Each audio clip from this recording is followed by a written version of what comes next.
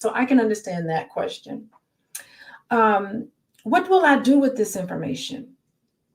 When we feel little or no love coming our way, we may look for proof of love. The more proof we seek, the more our partner feels threatened, tested, and felt like they're on the spot. And it's a very difficult situation to be in those situations. Am I either of these positions? Yeah, I think this is really interesting. I think a lot of this is unconscious. And for many of us, it's very difficult to answer these questions, right? Because it's just tough, right? to answer these questions.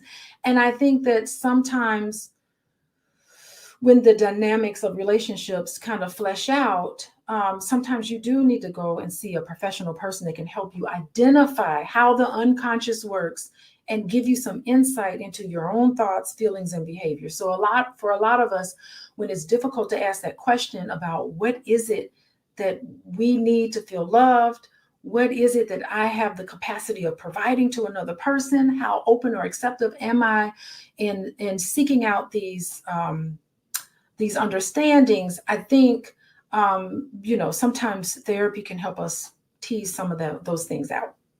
Okay, so let's move on. They talk about touching. Becoming an adult does not erase or cancel our fundamental needs. We all feel a need to be held at times, no matter what our age. This comes from instinct for personal validation. We are always on the lookout for the mirroring and holding that may have been inadequate or missing in our early life. These are unconscious attempts. You are right now in your current relationship playing out a dynamic, continuing a dynamic that was established when you were younger. So if you're in a relationship and you find that some of your needs are not met and you're bothered by some of these things, take a look at how that represents. Think of the story that comes with that and share that with your partner. I mean, if you have a partner that's receptive of that, hopefully you do, where you can be vulnerable, you can share that with your partner. And I know I talked last week about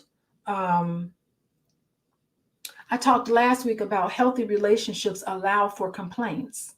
And I really do think that when you don't feel comfortable complaining to your partner or asking your partner what you need that you're not getting, I think what happens is that it forms a superficial relationship. I know y'all know online, there's all these pictures of couples and they look all happy and shiny and everything.